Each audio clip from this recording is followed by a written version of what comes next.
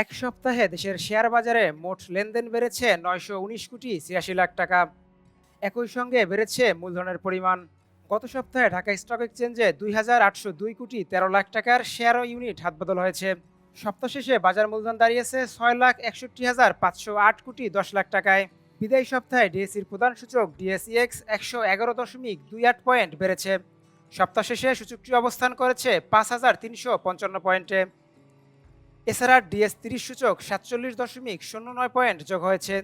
অপর সূচক ডিএসইএস বেড়েছে ৩৭.৪৬ পয়েন্ট। গত সপ্তাহে ঢাকা স্টক এক্সচেঞ্জে লেনদেনে অংশ নেওয়া কোম্পানিগুলোর মধ্যে ৩০০ কোম্পানির শেয়ার দরই বেড়েছে। দর কমেছে ৬৪ কোম্পানির। বিপরীতে ৩২ কোম্পানির শেয়ার দর ছিল অপরিবর্তিত। সপ্তাহ শেষে ডিএসইতে লেনদেনের শীর্ষে উঠে এসেছে ইউনিলিভার কনজিউমার কেয়ার লিমিটেড। এক সপ্তাহে কোম্পানিটির প্রতিদিন গড়ে ৪৮,৪৪ লাখ টাকার শেয়ার হাতবদল হয়েছে।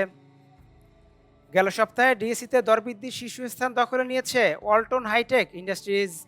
৫ কার্যদিবসে প্রতিষ্ঠানটির শেয়ার দর ৪৬.২০% বেড়েছে।